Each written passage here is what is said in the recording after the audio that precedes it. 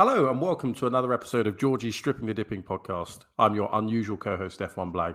And today we have a fantastic guest and I'm going to do my best to come up with a stat and I expect that I'm going to be shot down. It will make sense in a minute.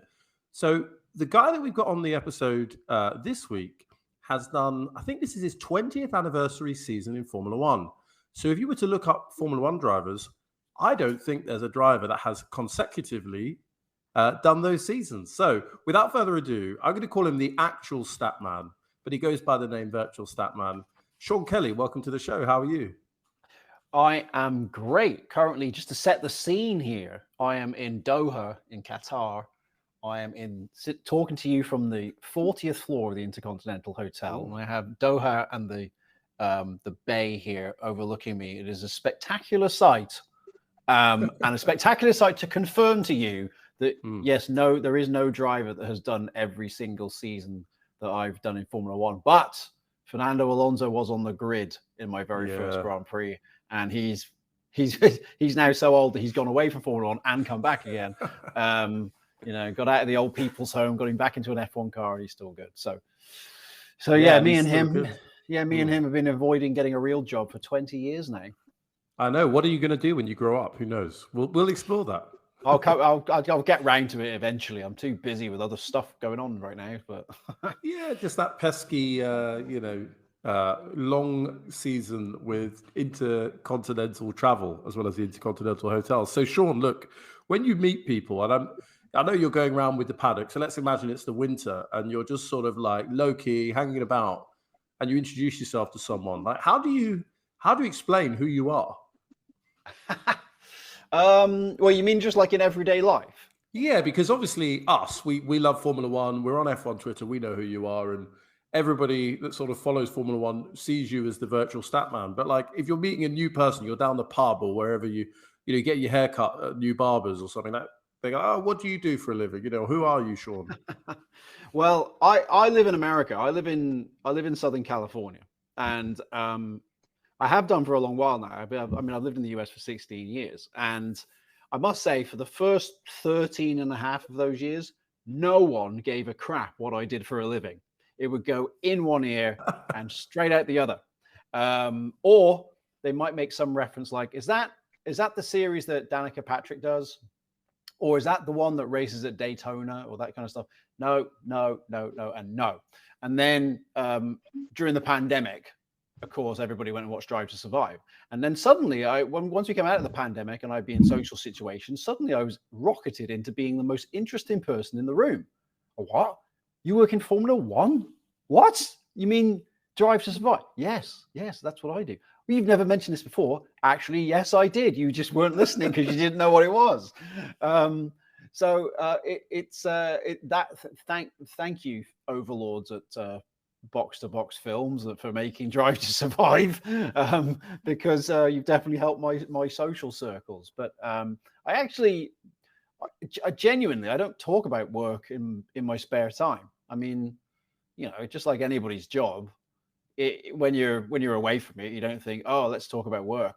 So if someone asks me what I do for a living, I say, well, I work in sports, or I do some TV stuff. And if they have to, I kind of leave them to dig. If they really want to find out, it's not a secret, but I also don't want to come straight in with saying, well, I work in Formula One, because it sounds a little bit showy. So unless I want to impress them, of course. I did go into a coffee shop once, and there was a woman sat there working on a laptop, and she had a sticker of Lewis Hamilton on her laptop, and a sticker with the F1 logo on it. And I thought, I've got to do it. I've got to go over there. I've got to go over and ask her if she's a Formula One fan. Surely she is. And I did the whole, well, you'll never guess what I do for a living conversation. She was a bit taken aback when I said, well, I'm going to Azerbaijan next week. As you do, yeah. Yes. Well, look, I've read a bit about your entry into the sport. We're going back 20 years. But before that, like, what's your earliest memory of motorsport? And did you have a favorite driver growing up? Yeah, I mean, I started watching Formula One in 1987, which I'm going to guess is older than both of you. Yeah, just about a little bit, you know. Yeah. Yeah, I'm starting to feel old now. Bloody hell! Like, anyway, yeah. So my earliest memories of Formula One was the start of the '87 season. So, Brazil was my first race watching it on television, just because my older brother had control of the television, so I didn't have a choice. In the first, that's how I was a captive audience the first time I watched it. But no one in my family was interested in racing. It wasn't really. My brother watched it casually. He wasn't as big of a fan as I subsequently became. I kind of took him along for the ride, really, once I was into it. So that's my earliest memories were Nigel Mansell, Williams Honda FW11B, winning at Silverstone, really, when he passed Piquet with 2 laps to go. When he was 28 seconds behind with 30 laps to go and got on new tyres and closed the whole gap again and passed him with 2 laps to go and then ran out of fuel on the slow down lap and everyone at Silverstone invaded the track and chaos. So that's really what got me properly like on board as a just about to be 7-year-old. I was very influenced by that. And then back in those days, what is now called Formula 2 was called Formula 3000, and it's not very well documented, not very well recorded. But Formula 3000 used to race on the streets of Birmingham, and the 1987 Birmingham Super Prix took place like a month after that British Grand Prix. And when we went to that was the first time I'd ever seen racing cars in person. And my earliest memory of that is, holy crap, these things are so loud. I was so surprised as a kid because I'd only seen them on TV. I didn't know how ear-splittingly loud they were. So we spent all of the morning practice session trying to find me ear defenders so I could actually be comfortable without having to put my hands over my ears. So those are the early days for me. So from a kind of captive audience, you then basically dragged your family along and made them the captive audience as your interests took over. Fantastic. That is fair to say. It was always, it was something I found naturally interesting. And I can't really explain to you why. I can't remember why I found it interesting as a child, but I did. And it's obviously never left me. I think sometimes I think to myself, sometimes I find myself sometimes looking at modern day Formula One and thinking, would kids be interested in it? Like if I was 6 years old now, would I find this interesting? And I'll never know the answer to that, obviously. But as a 6-year-old in 1987, I found it all tremendously exciting. And it's all very exotic as well. When they're racing in places like Brazil, because in 1987, the idea of watching satellite television pictures from Brazil was incredibly exotic. Now, of course, we can FaceTime each other. I mean, I'm talking to you from a hotel room in Qatar. We take it for granted now. But in 1987, it was, incredibly out there.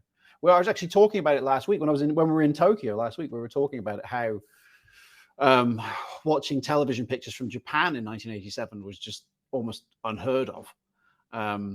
And yet we had a Japanese Grand Prix in 1987. It was like, wow, it's like a magic window to another world where they don't speak our language and they don't have our alphabet and everything's so technologically advanced. So that maybe that was part of it. Maybe it was just like, it was a bit like a what's the word? A travelogue. All these weird and wonderful places they go to every week. And you think, wow, that's cool. You get to see the world and, watch a bit of racing. It's turned into my life. It's turned into my life. Right? I literally just described my life. Oh my God. Maybe there's a 6-year-old out there that's, going to become the virtual Statman 2.0. Well, in the words of Take That, someday soon, this will all be someone else's dream. Okay, we're getting sort of prophetic or philosophical. Well, we're also getting into song lyrics by Take That. So there we go. We're only 12 minutes in, and we're already getting very philosophical. We're balancing it out. So then, of course, you went to Motorsport University, studying Formula One statistics, BSc, got a first, and went straight into Formula One. Now, from my reading, you kind of had a civilian job. Right, and you took a leap of faith and made it into Formula One as a statman. So, what what did you go to uni, or like what were you good at school? Did you have an inkling before you dived into Formula One that this was something you were going to be good at? I did go to university, but only after I started Formula One. And actually, I didn't finish the degree because Formula One took off so much that it became basically redundant. I didn't need it. It was obvious to other people, probably more than me, just how diligent I was on Formula One history and numbers and so on, because I honestly thought everybody else was taking it in at the same rate I was. So when I was at school, let's take that 87 season as an example. Ayrton Senna was driving, to me, the Lotus 99T with active suspension. Whereas to everybody else, he was driving, in my class, that is, in class of 7-year-olds and 6-year-olds, he was driving the Camel car because it was the yellow car sponsored by Camel. And we didn't even know what Camel was, obviously know what it is, know what that product is now. But back then it was just a Camel. So it was like, oh, he drives the Camel car. And I thought that, all my peers were taking it all in at the same rate. So if I was to cross-reference something that happened in 1988, I remember when, Ivan Capelli passed and sent it down the straight at Estoril in 88, I naturally assumed that everybody would know exactly what I was talking about and why that was significant and blah, blah, blah. And it turns out, no, they actually had other stuff going on in their lives or didn't find it as interesting as I did. And in the mid-90s, my mom said, you should probably get a job in Formula One. Murray Walker has to retire one day. They'll need new people. And I used to think, yeah, right. Like anybody gets paid to just talk about facts and stats in Formula One. That never happens. And then eventually I thought, well, I don't know. It can't hurt giving them a ring, can it? What's the worst that could happen? Because my career had gone from strength to strength, I must say. Stop me if you get jealous here at any point in this description. I'd gone from making car parts for Toyota in a factory to pot washing in a restaurant of an Italian restaurant kitchen. I sold wine fridges for a while. And the thing is, once you've done those 3 jobs, really the only place for you to go is the World Championship. If you think about it, there's me and Oscar Piastri are the same. Like pot washing in a restaurant, selling wine fridges. You can only go to F1. It's like winning F3 and F2 in back-to-back seasons as a rookie. It is the only career move you can make straight into Formula One. So naturally, I actually rang American television first because I was dating an American girl at the time. And I reasoned that I had better odds of success if I called American television than if I called British television. So I thought they'd probably get less calls about Formula One. What's funny is I didn't know anybody there. So I was blagging it. I was completely blagging. I didn't even have their number. I was having to call like various offices of Fox Television to eventually get the correct number for the correct department. And I left, and it went to voicemail. I had to leave a voicemail, and it was, hi, this is Frank Wilson. Leave me a voicemail. Blah blah blah blah. Hi Frank, this is Sean Kelly. Blah blah blah. I'd love to remember what it was I said on this voicemail. This is in October of 2002. It was after the Japanese Grand Prix, the end of 2002, and pitched them the idea that they should hire me as the researcher for 2003. And 2 days later, to my complete shock, he called me back, and then I was really in it because he was like, well, can you show us an example of your work? I said, sure, I'll send you something over tomorrow. I hadn't got any work. I didn't have any work to lean on. So I had 24 hours to come up with something. So I did that, and I said, could I have a look at what you've been using? And he faxed it to me. That's how long ago it was, folks. Nice. He faxed it to me.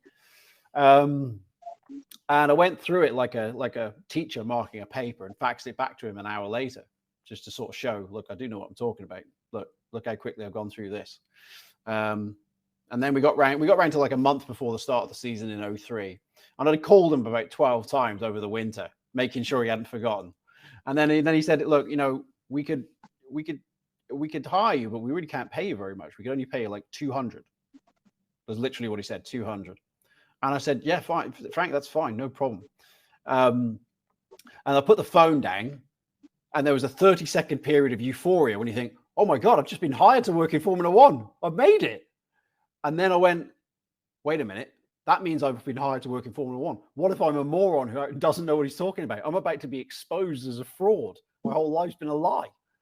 And then the final part was, did he mean 200 a race or 200 for the entire year? Because I didn't ask him before I put the phone down. So I didn't know I was going to get paid.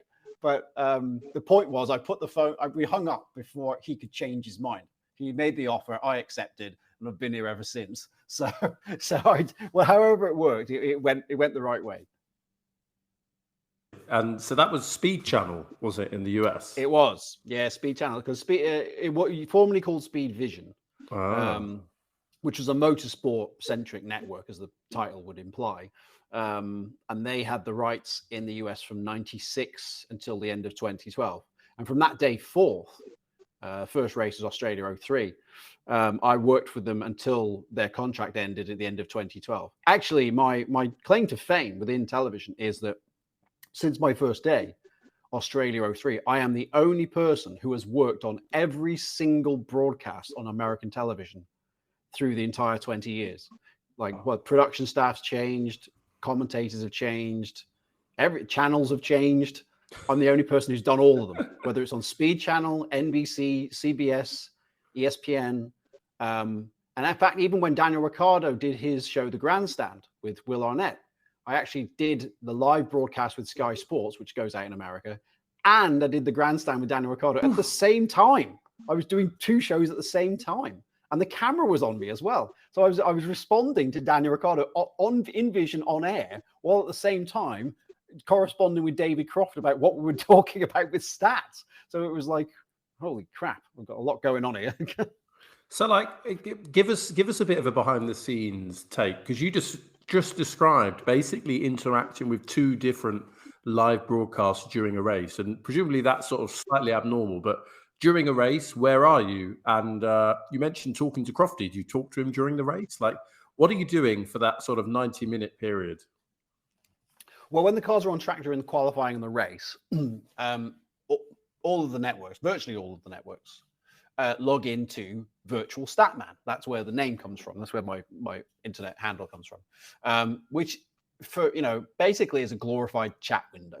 It appears on their screen in the commentary box, and I will put anything that's relevant at that moment on the screen in front of them. So if in qualifying, oh, look, both Red Bulls have just got out in Q1. Oh, wow, that's a big shock. And so it'll say on the screen right away, oh, first time that's happened to Red Bulls in Japan 2006, or, so instantly it's in front of them. So they don't have to really go looking for this information. I'm basically already behind them, making sure that they've got it. A lot of the work is done in advance. Like, for instance, for Qatar this week, the work went out yesterday morning. So everybody's had 5 days to read it before the cars hit the track. And then they can decide what stories they want to discuss, what narratives they want to make, what graphics they want to build, what they want to get into commentary and so on. So that's all quite regimented. So everybody knows where they're going to find that information every week and so on. And then during qualifying in the race, they know they have me there as, basically their point of contact. In the case of David Croft specifically, we've been on stage together. I mean, I host at the track as well, and we have a really good working relationship together. He likes stats, and I'm really good at writing them, so it's a pretty good combination. But I don't often, I won't get a lot of correspondence from him while we're on the air, because obviously he's commentating. But sometimes he will ask certain things. Say, do you know? It'd be something small, like you say, like, do you remember exactly what lap Verstappen pitted, or do you know what the gap was before Hamilton came in? It's little small stuff like that, just to make sure. Like, let me get the number right before I say this on the air. But generally speaking, he just trusts me. He trusts me to just get on with it and feed him whatever information that I think is relevant. And in fact, that's the same with most broadcasters. They just kind of, they just sign into it and they just let me get on with it. They all know it's me. They know that I'm the guy behind it. and it kind of clandestinely gives me a more influence than people probably realize in their media diet, because what I tell the commentators to say can often shape the entire narrative, because a lot of it goes out as social media posts and things like that. I'll see my own stats in news reports. I'll read the BBC's report of the race, and I'll see like, oh, that's my stat. That was in the middle of the broadcast. We said that. I'm a bit of a sort of I float under the radar, I guess. People don't necessarily know who I am until they see me on the stage and I explain. So the reason I have this job, folks, is ... Wow. I do have. I guess I don't want to say I have the ability to really shape things, because of course it's the drivers and the teams that are shaping things, so their results are what actually matter. But it's very important for me to try and reflect it correctly. So there's a lot of pressure. No, I can imagine. And, I tend to do a bit of research by like trying to find people on LinkedIn before. And when I look at your profile, obviously you mentioned you're a host in F1 Experiences, but it just lists broadcaster after broadcaster, and actually in different languages. And it says, whatever the start date was, -present. So like, without exposing your balance sheet, perhaps, like roughly how many broadcasters kind of log on to Virtual Statman each weekend? About 20, I think. Oh, okay. There's about 20 broadcasters. F1 themselves use it. To the current Formula One teams, I provide materials for. I've worked for another one in the past. 2 more are interested in using it next season. I never really targeted teams. I didn't think teams would be that interested, but it turns out they are more interested than I thought. Then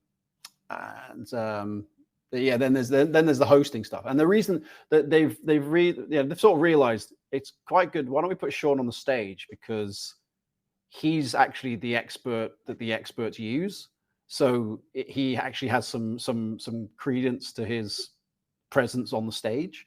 And in the case of F1 Experiences, our guest clientele are usually really big fans who want more than just a grandstand seat. Like, they want to be up close and personal with the sport. They're not just there to update Instagram. You know what I mean? They're actually, I don't need to explain to them what the C1 compound and the C2 compound differences are. They already know all that stuff. They know what DRS will do. They don't need the beginner's course. So having me up there as the host, it's like, well, if you've got any questions, chances are I've got the answer. So they fire away. Wow. So that's how the hosting part came into it too. But also, and we shouldn't underestimate this part, I'm also probably about 100,000 euros cheaper than hiring Jenson Button. And I think that comes into it as well. Well, you don't want to undermine your value here. Maybe you need to put up your price slightly. Maybe next year I'll only be 50 grand cheaper than Jenson. There we go, right? Exactly. Supply and demand. So, here's my question to you, because, like, clearly, it's fascinating to be in your presence, albeit virtually. And if you're in a sort of on a race weekend, the temptation will be for someone to just sort of challenge you or ask you a question. Do you ever have, like, I don't know, if you're under the weather or you haven't got much sleep, does your kind of gift wane, or is it kind of a superpower that's always there? Like, and do you top it up with like lots of research and prep? Like, how do you keep it topped up? Well, I wouldn't say it's a superpower, and I wouldn't say it wanes. It's neither of those things. It's more like, say, for instance, if you're speaking to somebody who's been a carpenter for 20 years and you say to him, can you make a table for me? Oh, yeah, I can do that blindfolded. That's so second nature to me. It's like that with stats for me, because I spend literally thousands and thousands of hours a year working on stats, specifically for F1. So I get so much exposure to all this stuff that, it all starts to go into my memory. Like, for instance, today, I was looking at a social media post today about the 1988 Japanese Grand Prix. And somebody had mentioned in the mentions, in the comments, oh, Ivan Capelli starred in that race. And without thinking about it, I said, yeah, so that one lap he led in that race was the only one that was led by a normally aspirated car from 1983 until they banned turbos at the end of 1988. And I just did that off the top of my head, because I know that because I've done that stat before. So I I almost get bored looking at having to research stats because it is my day job. Occasionally I get put on the spot. I actually quite like being put on the spot. It's quite fun because it's, you know, that's the party trick, isn't it? That's something you can do, you know, just on the side. It's not the boring grind of work. It's a bit like, I guess it's a bit like when a footballer plays keepy uppy. You know, it's like, I wouldn't do this on the pitch. I wouldn't do this my job, but it's kind of a kind of fun party trick to do. Yeah, no, it makes sense. It's sort of, I don't know, it could be a bit like a natural musician. Maybe the music lessons or the big performances, there's a kind of different, there's more professional vibe to it. But when you're just jamming, you kind of get that true joy. So I don't know. Yeah, exactly. That's a good analogy for it. Yeah. And actually, when the funniest times I get put on the spot is sometimes I'll be like in a hotel bar somewhere, and there'll be fans in there, and then when they find out what it is I do, it's quite often it can be that there'll be somebody in the group will say, "Oh, you have to meet my friend such and such. He knows every Formula One stat on the planet, and I bet he knows at least as much as you." I love when that happens because it's just like, it's like, okay, they drag the person in, you know, like who's reluctant, but their friends are convinced they're going to know as absolutely as much. And I say, well, does your friend like spend, you know, 30 hours a week doing research on this subject? Because otherwise you're kind of putting him up as a hiding to nothing here.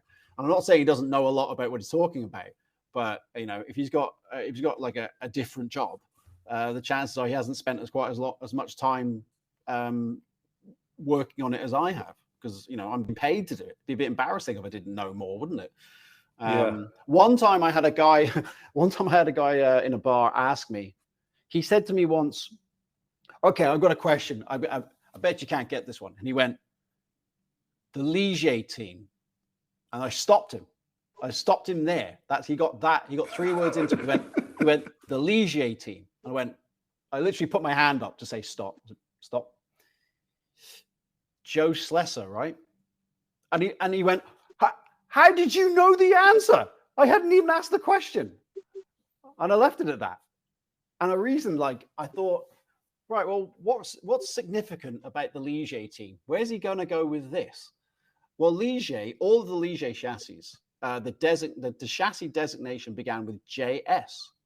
And it's JS because it's named after Joe Slesser, who was friends with Guy Ligier. And after Joe Slesser died at the 1968 French Grand Prix, in homage, Guy Ligier named his chassis JS and a number. So I figured he must be going that way. If he's talking about Ligier as an entire team, I reckon that's what he's going to ask me. So I worked out by a process of elimination what the question was going to be and got the answer right before he got the question out. And that's probably my finest hour in terms of being a nerd.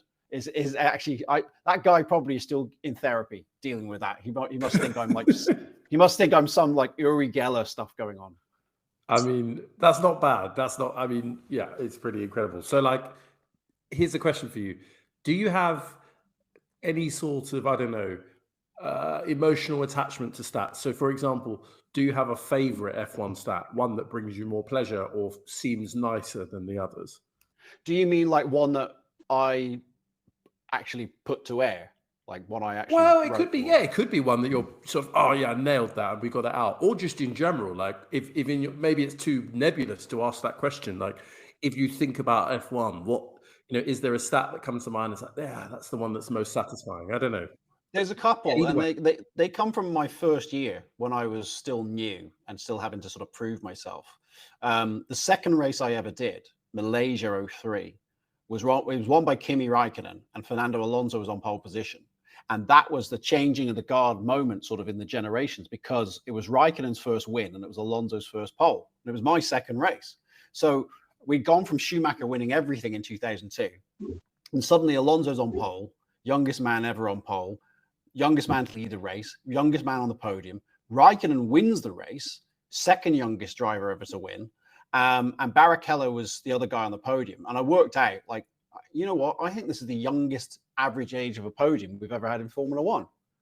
Now, at that point, I didn't know what the record was because it was only my second race. And I hadn't had any I hadn't had time to really learn. But I worked out, well, you've got the second youngest winner and the youngest man ever on the podium. That therefore means, I mean, Barrichello is only 30. That must be the youngest podium ever. And it was only after the fact I found out that, yeah, it was. And it broke a record that was 29 years old. Belgium 1974 was the previous record holder. So they were very impressed that I'd come up with that. And then at Monza that year, Schumacher won at Monza in 2003. And I had calculated before the race started the exact race time that was necessary to break the all-time record for fastest race ever, which was from 1971. That had stood for 32 years. Schumacher stopped the clock, 1 hour and 14, blah, blah, blah, whatever it is. And immediately I said, that's the fastest race in history, just under 154 miles an hour average. And we put it to air before Schumacher even reached Parc Fermé. And then the rest of the day went by and nobody else reported it. It was literally just on Speed Channel, fastest race in Formula One history. And it got to like 9 o'clock that night. And I thought, oh my God, I've made them look like assholes. Like no one else is reporting this as the fastest race. I've done the calculation 6 times and every time the answer is the same. And I've changed the equation around, worked it out backwards. It still comes to the same answer, but no one else is reporting it. I must have got it wrong. And I literally sent an email to everybody in production saying, guys, I think there's a possibility I might have done this wrong because no one else is saying it. And then I went to bed that night thinking, well, it's been great. I'll always be able to tell people I worked in Formula One, just the one season. But I guess it's back to looking for a real job next year. And then fortunately, Monday morning came round and everybody else started to realize, oh, it was the fastest race in history yesterday. It broke the all-time record. And all of a sudden, it was like, oh, thank God, I'm saved. And then the next race was Indianapolis. And I went to Indianapolis and then, we go to the St. Elmo's, the famous steakhouse in Indianapolis. And Ross Brawn and Jean Todt are at the table next to us. And, all the top journalists are like in other table and like Jacques Lafitte's propping up the bar. And you're just like, holy crap. Like a couple of weeks ago, I was contemplating going back to pot washing in a restaurant and now I'm hanging out with the Ferrari hierarchy. Bloody hell.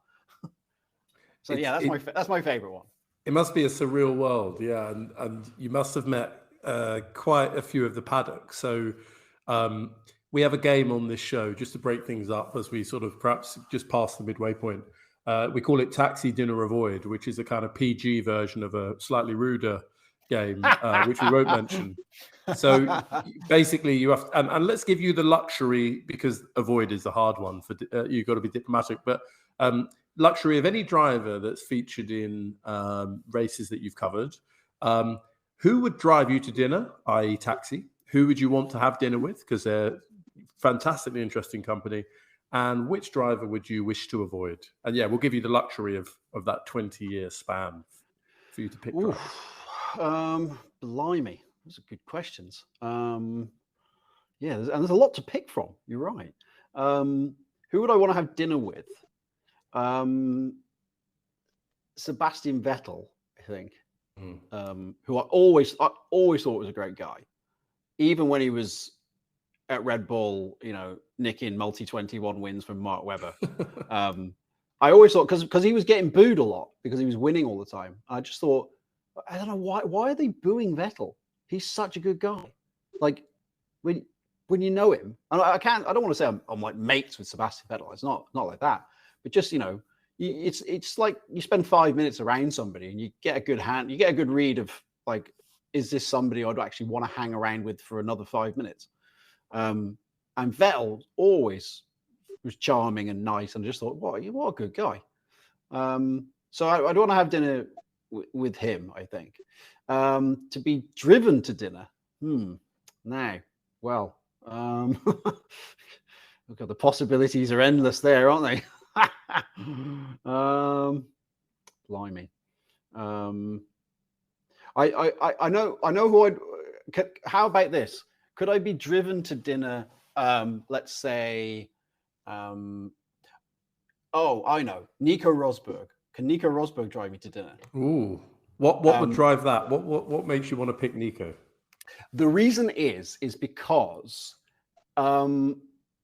there are some in Formula One who think Nico's a tricky customer. Like he's difficult to interview. And every time I've interviewed him, he's always been brilliant, without fail. We did a thing in Hungary this year, me and him, and he came out and he said the nicest thing, probably the nicest thing anyone's ever said about me on stage to anyone. He literally came in. He said, "Hey guys, just want to let you know, you're very lucky in here because you've got like the biggest statistical brain in Formula One is your host in here. So like he can tell you anything about anyone, and we all use him as well." And I was waiting for the punchline. I was like, he's setting me up here, isn't he? He's going to come up with some big. He's going to turn to me and say, "Oh, I'm sorry, I thought you were somebody else." But he didn't. He just left it at that. And then I responded. I thought, well, while I'm winning, I'll ask you. I'll tell you what I'll do. I'll launch straight into this. I said, "So Nico, can you tell us why is it you follow my wife on Twitter but not me?"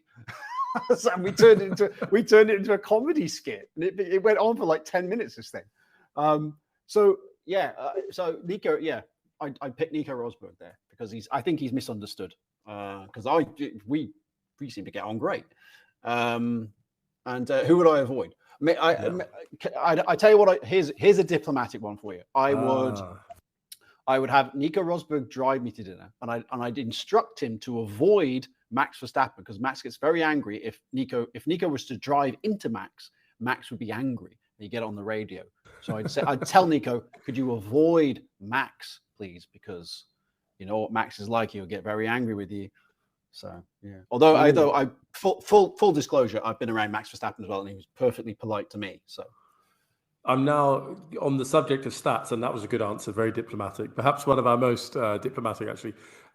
Looking at, you mentioned sort of Nico and Max coming into contact. I'm now racking my brains for whenever, like if they ever did.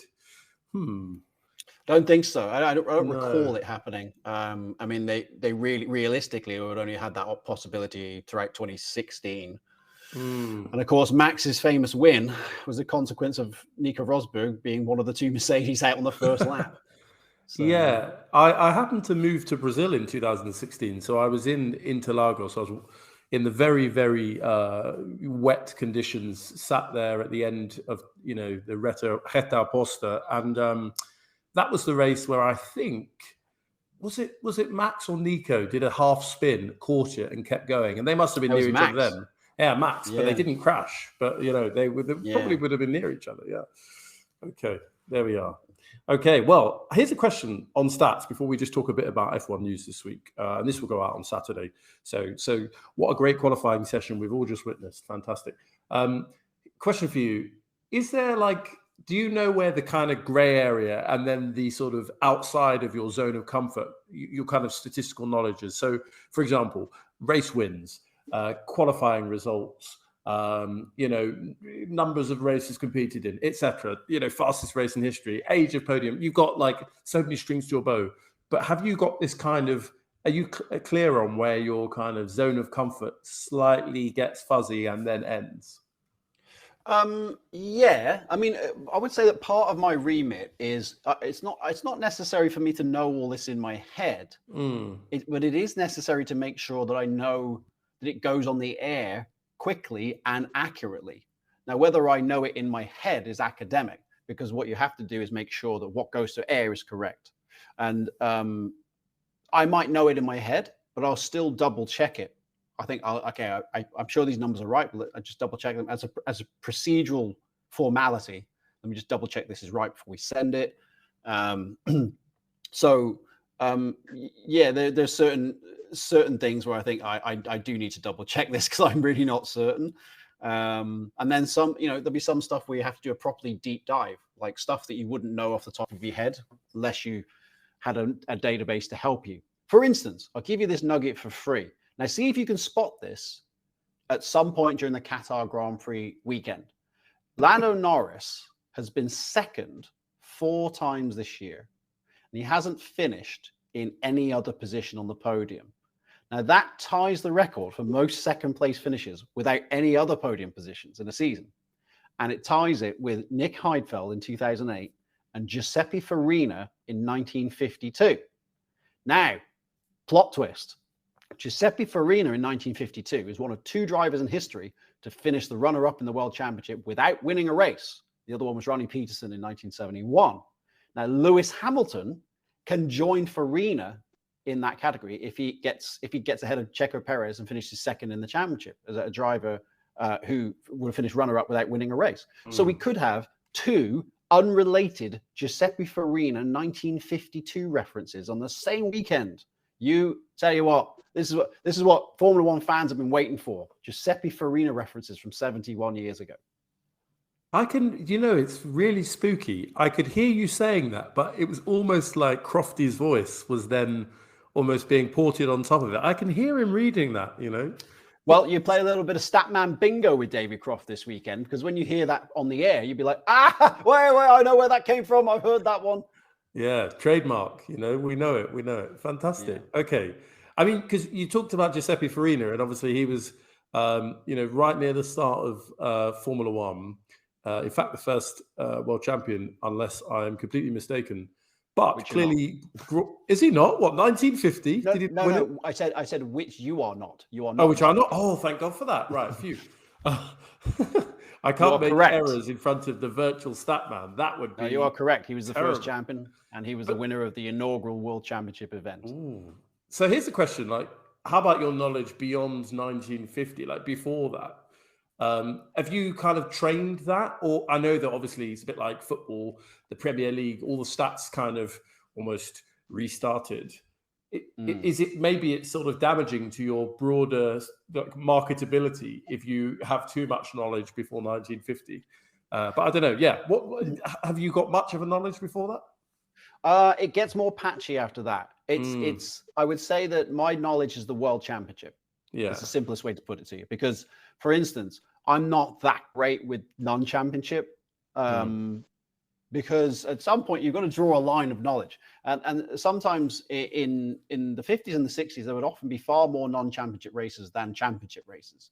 And the records weren't kept as well.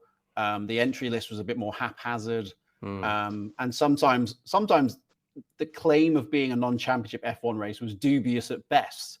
I think the 1980 Australian Grand Prix, for instance, at Calder Park, I think there was only 3 F1 cars in the race, but they called it a Grand Prix, a non-championship F1 race, effectively. When really, I think it probably better to say it was a Formula 5000 race. So it gets much more iffy at that stage. But when you're dealing with the World Championship, it has finite criteria. What the formula was for that season and so on. So it's the records are much better, and that's my area of expertise. I can't claim to know every race victory by Tazio Nuvolari or Rudolf Caracciola, but I'm familiar with their work, certainly. It's almost a different genre, who knows? Yeah. Yes. Yeah. I mean, when we're dealing with pre-war Grand Prix racing, it almost is a different genre. So I think honestly, that's Joe Saywood's great with that stuff. He wrote a book called Grand Prix Saboteurs about Grand Prix drivers and the war and so on. And we all have our eras actually. We all have. I think my specialist era is probably the 90s. If I had to nominate one, well, late 80s. I mean the first 10 years, 10, 15 years when we're a fan, I think always defines it. So if you've got somebody who's born 20 years before me, they'd probably say their era is the mid 60s. In fact, I mean, if you've ever spoken to Peter Windsor, he'll talk your ear off about Jim Clark. I mean, he's the ultimate Jim Clark aficionado. Literally owns one of Jim Clark's old road cars. So Peter will talk to you all day about Jim Clark, and I'm quite happy to listen because to me it's like having an education because he's such a I don't want to say fanboy because that sounds kind of that sounds disrespectful. But really, super fan. Exactly. Yeah, super fan. Probably a better way of putting it. Yeah. He really, if you want to know anything about Jim Clark, Peter Windsor's your man. I mean, he'll give you anything.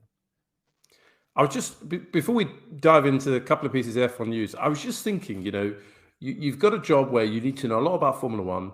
You need to deliver under pressure. You use the word procedure when it's sort of about it may be in your head, but you check it and then you kind of go live with the information. You ever thought about applying for the job of F1 race director? Not up your alley? No, I think no, definitely not. No, the thing is, we all think we know the rules, and we all think we know the procedures, and of course, almost none of us do. We think we do.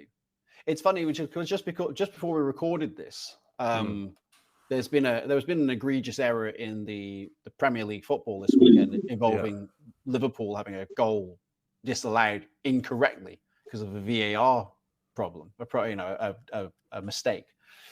And ultimately, we don't read the rules. We don't read the rules, so we're not sure what the procedure are. We know in our heads what we think it should be, but we haven't necessarily read the book to say this is actually how you do it, and this is set in stone. These are the laws of the game. No, it's not an area that fascinates me. I mean, I'm quite excited when things happen in a race, and I think, okay, well, how does that reflect on history? If Verstappen's just done this, Hamilton's just done that, I find it much more exciting to be able to say, hey, I've just come up with this nugget of information, which you're now going to say on the air, which now everybody's going to talk about on social media, which will be in the news stories and everything. That's what I find interesting about my job, and I'd be a very, very mediocre race director, I can assure you. Partly because I have no experience, so the drivers wouldn't take me seriously in the briefing. Be like, "Who are you? Well, you come here armed with your stats, and you reckon you're Michael Massey now, do you?" Well, you're sort of underselling yourself, but never say never, because if we see you, in Bahrain or wherever next season, yes, new race director Sean Kelly has been announced by the FIA, then we'll suddenly realize that perhaps you had a change of heart, or 100,000 changes of heart. Who knows? Well, if that was to happen, I would say that I was literally the only person willing to do the job, because I'm completely unqualified, and there is no way I should be doing that job in Formula One. I should go away and do a couple of Formula 4 races, regional winter series Formula 4 races, to get a handle on what's required before taking the big job. Building your way up. Yes, we shouldn't. There's too much. One of some of the problems of the world these days are because we elect unqualified people. So I must stick to my guns on that one and say no, that is not a job for me. Okay. As I said, a lot of us think we know the rules, but we don't actually know the rules. So no, leave it to the professionals. And the rules are often imperfect in that they can't possibly envisage every scenario. And then we have to amend them once we've had that scenario and go, oh God, that could happen. We need to decide what we want. Yeah. And in fact, I've got one for you. Go on. When we were looking in the rule book a few weeks ago, and we were looking at the tiebreaker situation, because we wanted to know if sprints had any tiebreaker power. And I think the rule book said, I'm going to, forgive me, I'm going to look this up. I'm going to actually try and punch up the sporting regulations as I'm talking to you. It was worded something along the lines of, the tiebreaker is the number of firsts in races, the number of second in races, the number of thirds in races, and so on, which is how we know the tiebreaker. But then I said, but it doesn't say Grand Prix or sprint. It just says races. So if we have a tie, and let's say, for argument's sake, that they've also got the same number of results, same number of firsts, same number of seconds and everything, what about the sprints? Like, does that come into it?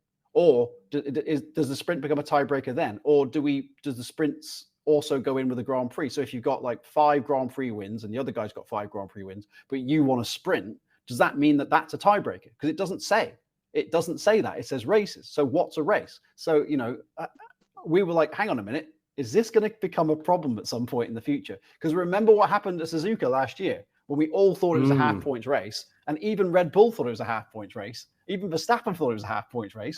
And then suddenly he was told, hey, congratulations, you've won the World Championship. What? Well, we didn't know a thing about it. We were like, what? Where's this come from?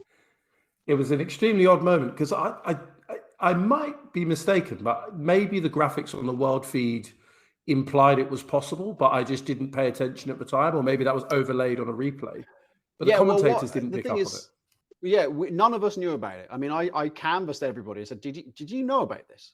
And they were like, no. It was first we knew about it when they said he was the champion. I interviewed Otmar Safnauer from Alpine a couple of weeks later on stage. It was one of the first things I asked him. I said, "Did you know?" He said, "Nope, we thought it was half points." I said, "Okay, then I don't feel so bad." I'd spoken to some of my friends who are camera operators for Formula One, and they'd said that in their headsets, they'd been told, follow the Perez-Leclerc battle, because if Perez gets ahead of Leclerc, Verstappen will win the World Championship. But that information had not been conveyed to us on the broadcast side, the people who are actually dealing with the on-air stuff. So there was a bit of a communication breakdown there. And unfortunately, again, it was actually, if you read the rule book verbatim, they were right. But how the rules were written was not how they were intended to be employed. But once you read them in a sort of legal standpoint, they were bang to rights. They had to award full points. So we ended up with a race last year in Japan that awarded full points, even though it was shorter than Malaysia 2009 and Austria 75, which are half points races. So it was a bit mad, but unfortunately, that's how we had to read the rules. So yeah, that's why I never get on a bandwagon when I started to like beat up on the officials, because I just think, well, wait a minute, they might know something we don't.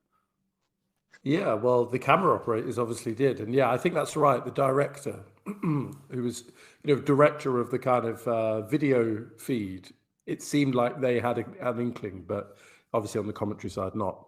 So news story number one that came out, I think, a little bit towards the end of last week was around the social media mentions of Formula One being down year on year, both 2022 and 2021. I was really intrigued earlier that you mentioned you've, on occasion, reflected whether modern Formula One would be something that would pique the interest of a 6-year-old, or whether things had changed. Do you have a sense or a theory as to why the numbers have gone down this season compared to last and the year before? Well, I think there's a rather obvious cause, isn't there? Which is, we're kind of on the night shift in terms of competitiveness at the very front. And I could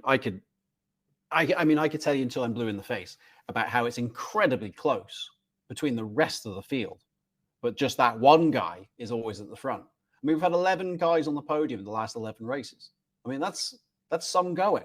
And we had, half a second covered everybody in Q3 in Hungary. It's really, really close.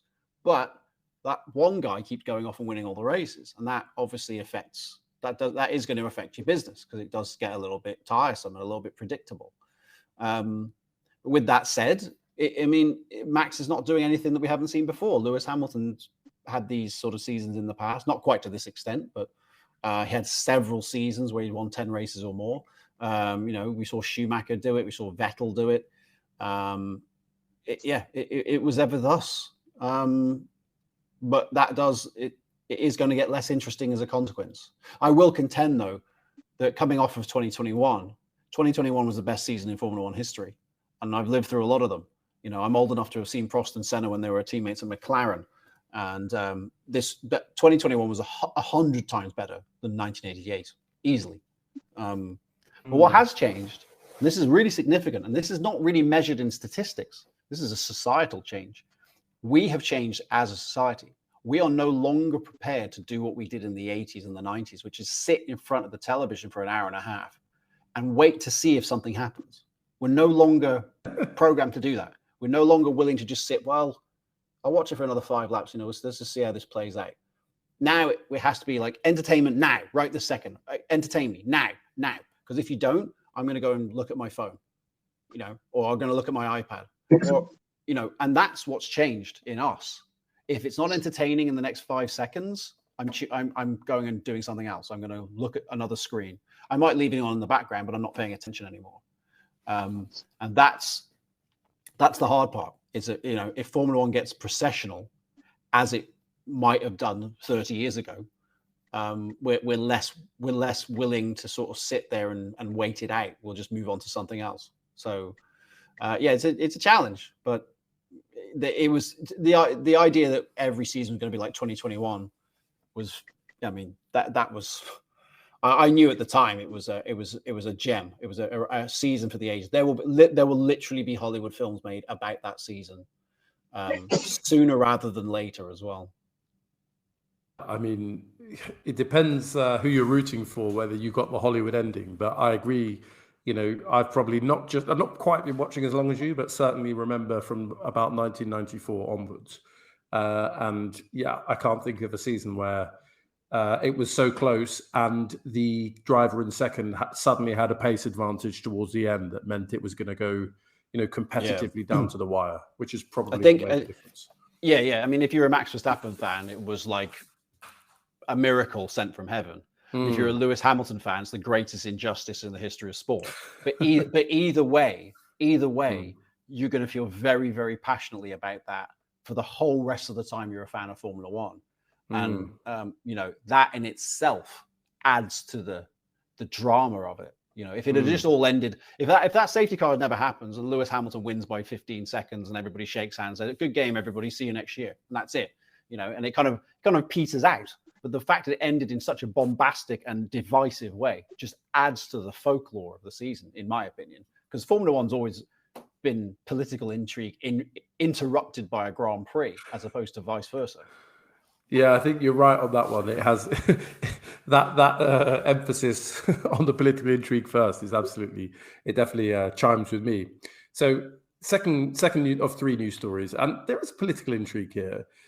This week, we saw the FIA approve the application of Andretti Global, newly titled Andretti Global, to potentially be the 11th team on the Formula One grid. And that now moves on to, I suppose, essentially Liberty Media or F1 to make a decision on whether they have the credentials and bona fides. So, one, what's your favorite Andretti stat? And I'm keeping it broad. Andretti, choose to interpret that as you wish. But two, what do you make of that news story? Do you think they're going to end up on the grid? And will that improve the enjoyment that we have from the sport? Favorite Andretti stat? Well, Mario Andretti was supposed to make his debut at Monza in '68, but he was barred from competing because he was competing in a USAC race with that same weekend. And I think the idea was he flew back to the US to compete on Saturday, and he was going to fly back to Monza on Sunday to race. But rules said he couldn't do two races in a weekend, so Formula One wouldn't permit him to race. So he ended up making his debut at Watkins Glen '68, and he took pole on his Grand Prix debut. So there you go. And he's still also the last American to win in Formula One, Netherlands 1978. Wow. Yeah, indeed. Long time ago now. And Michael Andretti was the last American to qualify in the top 10 in a Grand Prix until Logan Sargent did it at Zandvoort, which you may have heard that stat go out on the air. Incredible. So, yeah. So there you go. There's a few Andretti stats for you. As regards the Andretti Global's entry into Formula One, I mean, I'm all for it, and there's no doubt. There is absolutely no doubt that they know what they're doing. They're not a bunch of big time Charlies who reckon they can be a Formula One team. Like, they've clearly got the credentials. But it's always been about the revenue. It's always been about splitting the profits, the prize money and so on. And I totally understand why the 10 existing teams would be less than thrilled by potentially splitting it 11 ways, because all 10 of these teams have had to survive in an era before the cost cap, when basically running a Formula One team was literally like throwing money into a pit. You're just burning it. You'll never make any money running a Formula One team. It's impossible. But now in the cost cap era, we've got to a situation where you can actually make a living. You can get away with a profit on a Formula One team because you can only spend so much money. And I can understand it if they're thinking to themselves, well, hang on a minute. We went through all these years of just financial lunacy to get to these calmer seas where we don't have to worry about things. And now you're going to split the revenue with another team. Well, hang on a minute. That's going to affect our bottom line. And it doesn't matter that the name is an illustrious name. It doesn't matter how illustrious Andretti a name is in racing. Ultimately, they're going to look at the bottom line and says, why should we give away some of our prize money to an 11th team? So I completely sympathize with that point of view. At the same time, the other half of my brain is thinking, well, it'd be great to have another team, especially when it's a team that have proper racing credentials. A team that the name, firstly ran by a driver who's raced in Formula One, the son of a world champion, that's won in every category they've competed in, should be great. So I see it from both sides, and I hope that there can be a resolution, and they'll be the 11th team in Formula One, because I think they've got a lot to offer. But the main thing is that in the process, we don't put unnecessary stress on other teams. I'm not talking about Red Bull and Ferrari and Mercedes. I'm talking about Haas and Williams here, making sure that they're not sort of looking over their shoulder, thinking like, are we going to be able to make it financially? Because I'm kind of hoping those days are gone now. That's a huge point about the cost cap actually restoring some hope of profitability into Formula One. I had not considered that at all. And when you mentioned revenue, I was thinking about the sort of, a bit like in Formula One, you get your TV money, which is, increasingly a significant chunk. But I was also thinking perhaps about the sponsors. For me, I thankfully don't have to take any responsibility for like the viability of Formula One as a pure fan. And I just see so many talented drivers going through the kind of feeder series and struggling to either get a fair shake in Formula One, and we'll come on to Logan Sargent in a second as our third story, or just never getting a drive. And, you were watching Formula One when I think they probably had pre-qualifying still. So, finding a happy medium would work. Yeah, I'm not trying to age you, but it was a period of high, a high amount of teams trying to compete in the sport. Yeah, we had in '89 we had 40 cars, and wow, it would 40 cars that would show up, and then I think there was 10. There was 10 cars in pre. So there would have been 10 cars in pre-qualifying, of which the top 4 went through. No, wait, it would have been more than that. It would have been 14 in pre-qualifying. The top 4 goes through. So qualifying proper. So then you're down to 30 cars. Qualifying proper is 30 cars. Bottom 4 are out because they don't qualify, and you end up with a grid of 26 cars. So that to me is a full grid. A full grid to me is 26 cars. I haven't seen 26 cars since 1995 was the last time. Wow. So the grid has never looked full to me ever since. But as I said, the financial realities are I totally sympathize. I could never go to Toto Wolff or Freddie Vasseur and say, look, you're just being a stick in the mud.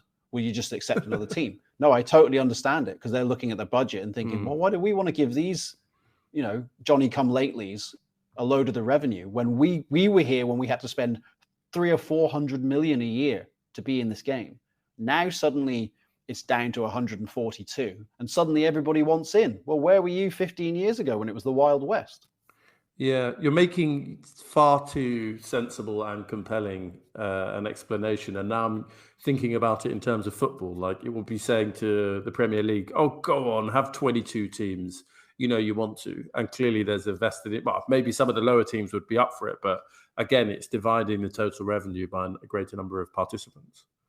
Yeah. And the thing is if you had a regular source of revenue coming in, and I said to you, look, I'm going to join, and you can split your revenue with me, but my name is so illustrious that eventually you'll make more money. But in the meantime, you've got to give me some of yours. Yeah, give me 10% of your wages, please. Yeah, I've thought about this for at least 2.5 seconds, and the answer is, So you can see it from their side. But I hope that all sides can come to a resolution and we end up with 11 teams. Put it that way, because you are right. There are not enough seats for the amount of drivers that we have who are capable of doing the job. Although, Formula One's loss is evidently IndyCar's gain, because quite a few of those sort of F2 graduates have gone across the pond and appear to be doing quite well. So, it seems to be working for them.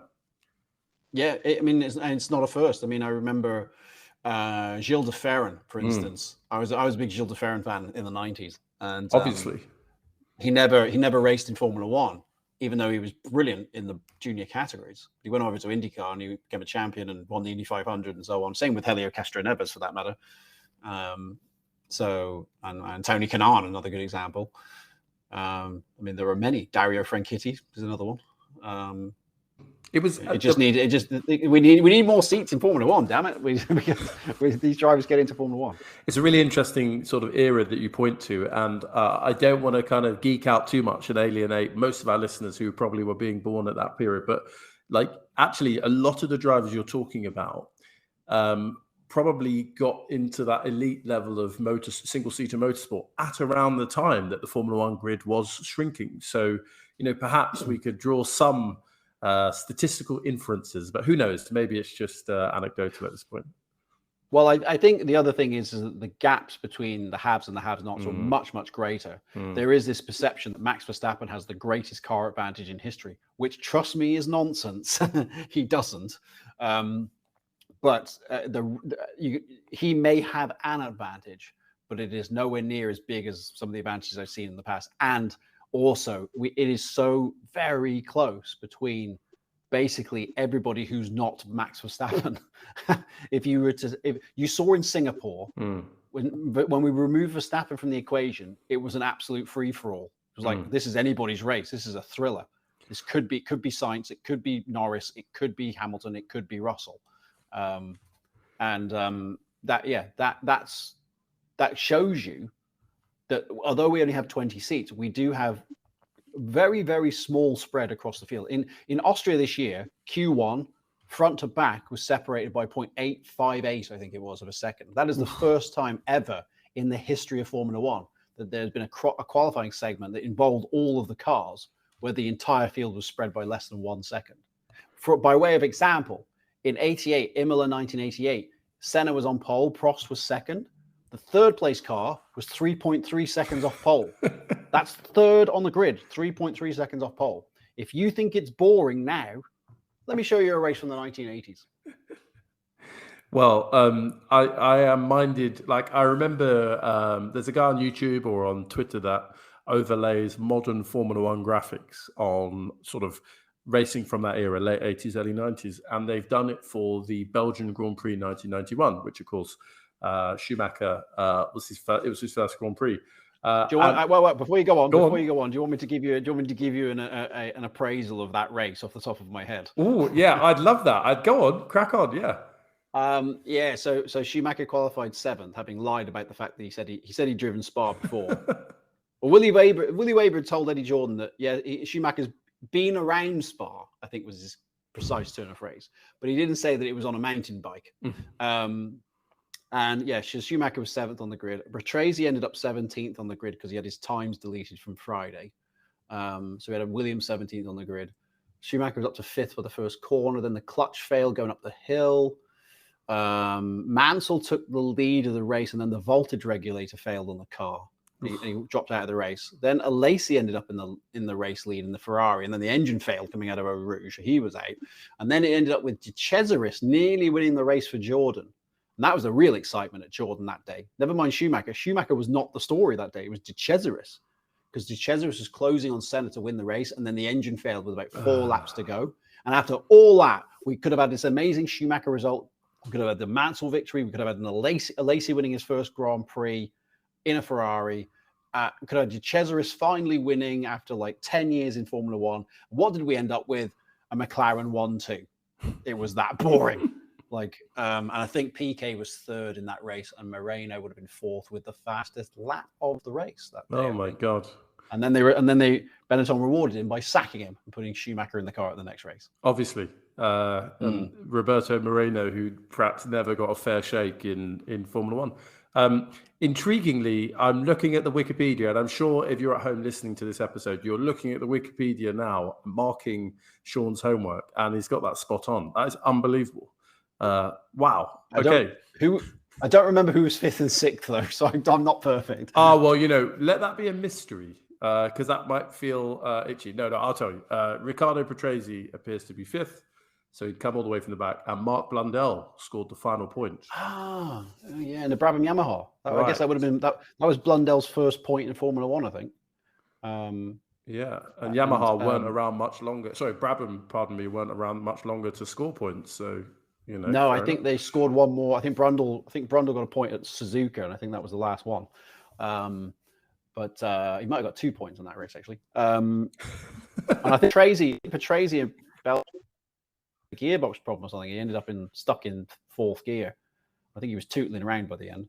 Those were the days. So let's bring ourselves back to 2023. Anyway, anyways, and actually, we're going to end this news segment before we go to close the episode on a wholesome note, which is that this week, Williams announced that Logan Sargent will be renewed for next season in perhaps the least cutthroat move in recent Formula One history. So my question to you, and please don't quote me on that from a statistical perspective, because I'm sure there have been less cutthroat moves. But were you surprised by that? And I mean, you're in and around the paddock. Do you see Logan Sargent around? How do you feel he is? Well, he's a world junior karting champion and a race winner in every category he's been in. He came so close to the F3 title that ultimately went to Piastri, and he lost it to Piastri in the final race.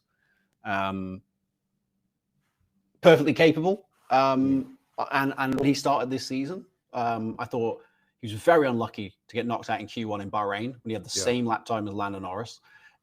He should have got into Q2 and out-qualified Albon in Jeddah, but he needlessly cut the pit lane entry and got his time deleted, which is a really, really stupid error to make, and he probably was really angry with himself.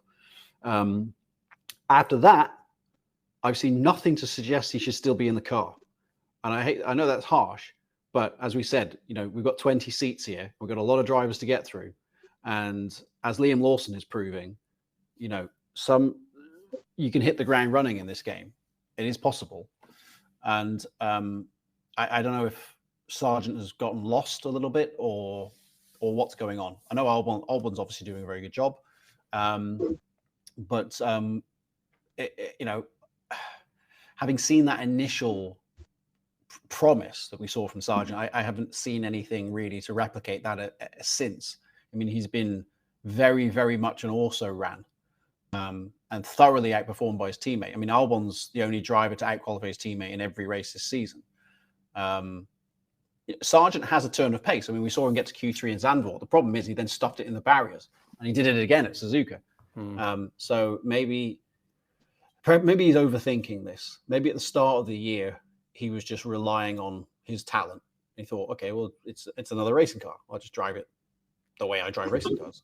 And then maybe as the results didn't quite come, he started to overthink this, a la Daniel Ricciardo at McLaren.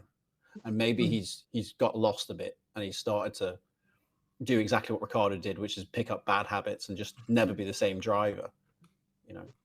So maybe that's why Williams have stuck with him. He was like, look, we've seen the numbers in the simulator. We know you can do this, but for some reason, it's not gelling right now.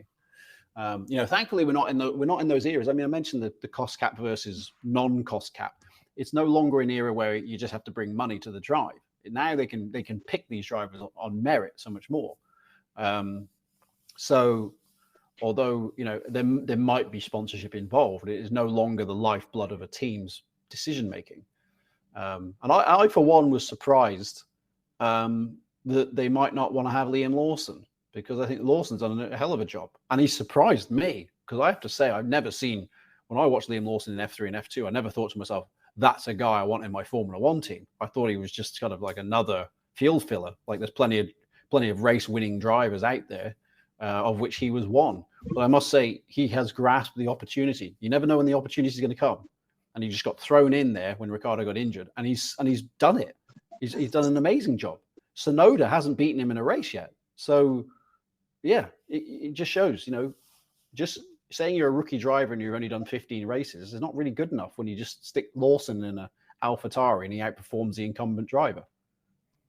Yeah, I mean, we obviously saw last season in the Williams, it was Nick de Vries had a fantastic, albeit one-off result in Monza. And, who knows, maybe he was already in negotiations with Red Bull Group before and got the AlphaTauri drive, and we know how that ended up. Some might say harshly, I would. But yeah, the way you describe Logan Sargent's sort of season is really interesting. And I share a lot of sympathy with that, in that right at the beginning, he seemed to be driving, I don't know, with a little bit more freely. But as the pressure has piled on, with his teammates' performances and, the crashes and the results. It hasn't helped him. So, yeah, fingers crossed. James Vowles seems to be a very articulate and sort of thoughtful leader. So fingers crossed. I think James Vowles is the best thing that's happened to Williams since Adrian Newey left, because after Newey left, their trajectory was downward, and I think old Vowlesy's gone in there and started to whip him into shape, because it really seems like Williams are starting to get back on track now, starting to become like a. But put it this way: when Albon's getting into Q3, we're no longer thinking, "Oh wow, that's a surprise." Now we're kind of almost like, well, yeah, he's done that plenty of times. That's a surefire sign that, okay, that car's not out of position. That Williams should be up there. And that's the problem you got with Logan Sargent right now. He's getting knocked out in Q1 every week, and you're just thinking, well, come on, Albon's up in the top 10. What, where are you? Dare I say it? It might be the same discussion that's going on at Aston Martin right now. Yeah, I mean, there's another angle laced in there, and who knows? I suspect both of them have already got multi-year deals for next season. But the story of Lance Stroll, who perhaps started off absolutely as a pay driver, a few years in won me over. I think I'd felt a bit guilty for being overly critical, but this season, particularly following his injuries, hasn't been anywhere near his teammate. So No, we'll have to see. I mean, I've been, I don't want to say a supporter of Lance Stroll, but certainly a defender, because I've seen many drivers with infinite money who are shite, like just have no business whatsoever being in a racing car. And Lance Stroll is not one of those. Well, he is genuine talent. I'm not saying that he's the next, Michael Schumacher, but he definitely did enough in the junior formula to justify being a Formula One driver. If you looked at his record, and I didn't tell you what the driver was, if I just showed you his results, you'd say, well, this guy looks like he should be in Formula One. But he obviously has been outperformed by Alonso, and there's a decision to be made in the Stroll household, which is, am I paying for a vanity project for my son, or am I here to win the world championship? Because at the moment, it looks like it has to be one or the other. And Aston Martin are in serious danger of falling out of the top 4 in the Constructors' Championship, which is unthinkable earlier in the year when they were second. And, with McLaren suddenly on the upswing, McLaren could beat them to the top 4. So, that wouldn't be happening. That would not be happening if they had 2 drivers at Alonso's level. So, got to make the minds up there. It's really interesting with Lance Stroll. Before we kind of come towards the end of the episode, on Lance Stroll, I saw a tweet earlier this week that said, the drivers currently under 25, which of them will still be in Formula One in 5 years' time or something? And Lance Stroll was in the list, and I thought, bloody hell, he's been in Formula One for, quite a long time. He's got well over 100 starts. So, like, how's he done that? And he's still only 24, Exactly. Yeah, because he started when he was 18.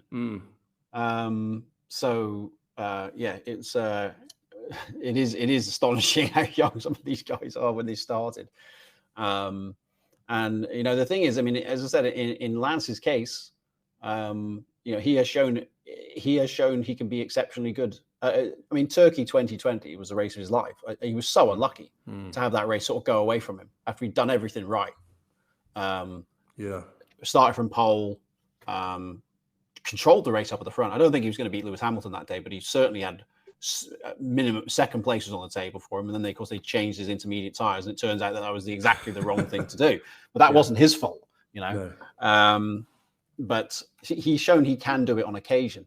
But it's a bit like, we used to have this conversation about Ralf Schumacher, about the difference between him and Michael Schumacher is that Ralf Schumacher could do it kind of when he was up for it. Michael could do it every race, and that's the difference. You're getting that same level of performance every race. That's what made Michael what he was, this machine, and that's what Max is right now, of course. So yeah, we might be just releasing this onto the airwaves as the sprint concludes, and Max Verstappen. Congratulations, Max Verstappen. Yes. World champion 2023. All right, there we go. It's over and done with. Yeah. The first Saturday champion since 1983. How about that, folks? Oof. And why was that? Were they awarding points for pole position, or what? How did we get that in 1983? Because the race was on Saturday. Oh, okay. Very good. Races weren't always on Sundays. They've only uniformly been on Sundays since 1986. Before that, we could have races on Saturdays. Sometimes we had them on Mondays and Tuesdays even. I think 1972 Spanish Grand Prix was on a Monday. So obviously, as you do. Yes, of course. Yes. Wow. I mean, look, that is a fantastic stat to sort of end the main portion of the interview on. So final question for you is, have you got any advice for a listener that might be aspiring to work in Formula One in one way or another? Any tips or anything that you'd want to say to them? Well, I mean, I get that. I get that question a lot because, guests will come up to me at the track with exactly that sort of exactly that sort of question approach. And I always say jokingly, the three questions I get at the track is, how did you get your job? Can I have your job? And do you need an assistant? Those are always the three things I get. I would say, first and foremost, your qualifications, unless you're wanting to be an engineer, your qualifications are not as important as you think. They won't work against you. They'll always work in your favor, but they're not as important as you might think they are. I've obviously explained the job earlier in the show. I explained how I got into Formula One. A lot of it was bravado and audacity and just basically getting in people's faces. And I think that's a very important thing to do. Now, 20 years ago when I started, there wasn't social media. Now, it's very possible to interact with a lot of people in Formula One simply from your phone. You don't even have to leave your house, which wasn't possible for me 2 decades ago. But it means you can cultivate your own brand and your own personality without actually working in Formula One, or before working in Formula One, of course, if you want to get into it. So I think it's important to do that. And then what will happen is you'll start appearing on the radar of people in F1 because they'll see your social media presence and think, well, this person's actually quite interesting. But then when you're at the track, do your best to try and befriend people, to try and interact with them in any way you can. And that would be my main suggestion, is that I've never, in my 2 decades in Formula One, I've never applied for a job. I've never, ever applied for a job in Formula One. I basically talked my way in, and then for the first 10 years, basically called people and demanded that they hire me. Basically, and often they would, just to get me to stop calling them. But then in the second 10 years, it's been the other way around. Now they call me. So you'll get told no a lot. That's normal. It's not personal. Don't take it personal. No never means no properly. It kind of means not right now, or come back with a better offer. So you hear a no a lot, but don't let that bring you down. It eventually, think of every no you get is one no closer to the yes that you're looking for. So you just got to keep that in mind. You don't get, a lot of people give up, and if you give up, you'll definitely fail, because there's loads of people who want to be in Formula One. But you kind of have to have the staying power. I worked with a lot of people who I thought were more talented than me, but they're not in Formula One anymore, because they kind of got fed up with the whole thing and just thought, oh, this is just not going anywhere. They didn't really want to stay the course. They had other stuff they wanted to do in life. And I always thought it was a shame, because I thought, why did they leave? They were so talented. They would have got there eventually. So yeah, you got to be stubborn. You got to stick with it. Don't block out the negativity, and just always be thinking, how do I make myself better? How do I make myself, what are they looking for? What is it that I have that makes me stand out from the crowd? What's the unique selling point? So always be working on those things. And don't be a dick. That's the other thing. That's my other quality advice. Don't be a dick, because Formula One is a very fraternal existence. Word gets around fast. So if you're somebody who's difficult to deal with, trust me, a lot of people are going to know. So don't burn your bridges. Don't take things personally. Always try and be as diplomatic and as professional as possible. And trust me, just by doing that, things will come to you. It will come round to you, just as long as you are always looking for the positives. Yes, you'll get a no. Why is it a no? Okay, let's go and sort this thing out and make sure that next time they can't say no because of that reason. Hmm. Now I really sound like a telemarketer, don't I? You can tell I used to telemarket double glazing. What do you mean you don't want double glazing? I can give you a million reasons why you need double glazing right now. It's like doing a telemarketing sales pitch. You just got to eliminate all the reasons for them to say no. Yeah, I mean, we don't condone on this show ringing people up until they give you a job, but or at least until they, in a harassing kind of way. I actually do condone that, because that's exactly the reason I'm sitting here on the 40th floor of the Intercontinental Hotel in Qatar right now, instead of still washing dishes in a restaurant. That's exactly the way I got in. So I cannot cast aspersions on others who would walk the same path. Please fax Sean Kelly your CV if you are interested in. Yes. Yeah. Yes. Send smoke signals across the way. Well, look, thank you. That's probably the most inspiring answer we've had to that question on the history of the show. So thank you. We might clip that and just say, look, if you want to work at Formula One, listen to Sean Kelly. Fantastic. I'd love to know what all the other answers were now. Well, I mean, exactly. So we have an extremely philosophical question to end the show on. But before we do, where can people find you on social media?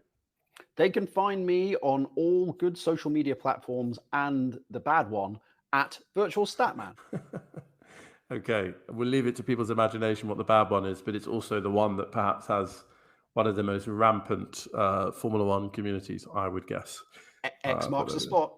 Oh, I see what you did there. Fantastic. Okay, go and you probably already do follow Virtual Statman if you listen to this show, but go and interact with him in a way that doesn't annoy him too much, but gets you a job.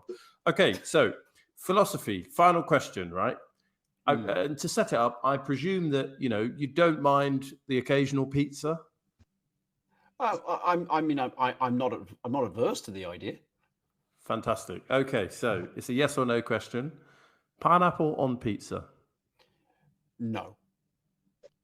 Wow. Okay, you know what you want.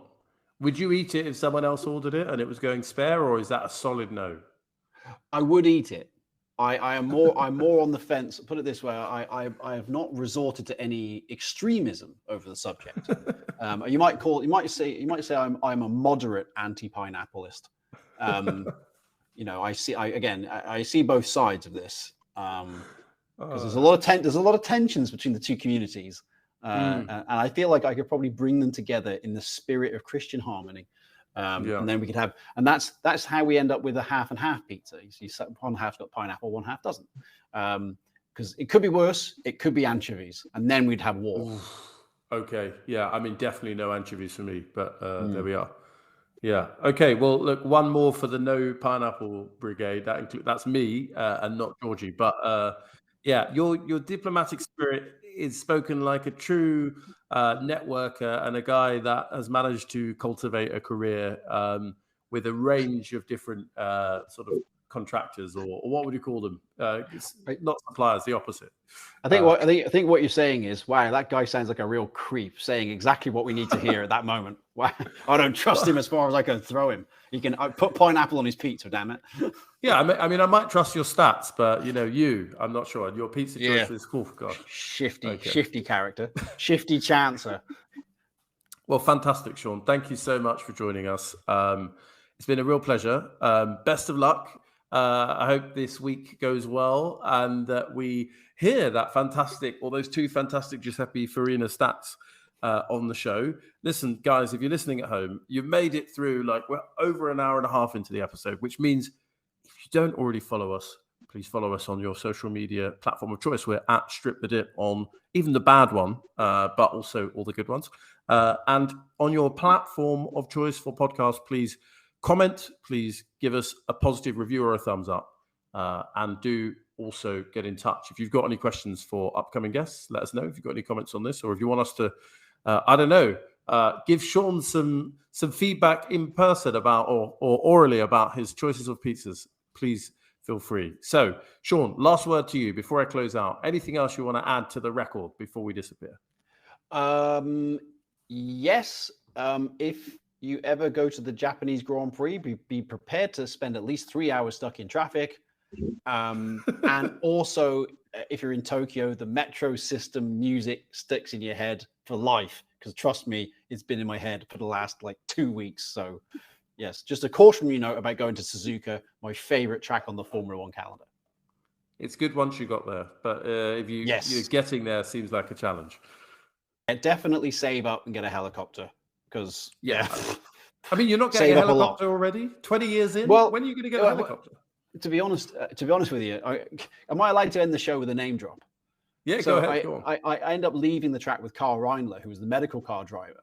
And when I finally got back to the hotel, he did some ace backstreet driving, and we finally got back to the hotel and taken some shortcuts where we were met with Bernd Mailander. So I was standing there like shooting the breeze with Bernd and Carl Reindler. I had the medical car driver and the safety car driver and me. How cool was that? So yeah, we was able to get some insider stories. So Carl, what did the start look like from your seat? Because you were right at the back, like where you were in the medical car. So it's able to get some quality knowledge about. So what are you actually doing there when the lights are going on? What are you concentrating on? Anyway, that's a subject for another episode. Exactly. We're drifting off the narrative here. Telemarketer, you're kind of like upselling. I am. It's fantastic. Yeah. Well, on the Sean Kelly podcast next week, yes. with Bernd Mailander and the medical car driver. Well, look, double name drop. We love it. Thanks, Sean. It's been a real pleasure to get to know you over the last 90 minutes. Okay, well, best of luck in Qatar, as I say.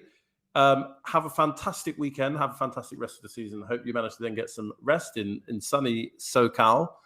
So if you're at home, check out our previous episodes. We've got a fantastic one with the Williams engineer. If you want to hear one with a guy that sells Ferraris for a living, we've got a live video episode of that, William Ross, hosted by Molly, special US All-Star edition.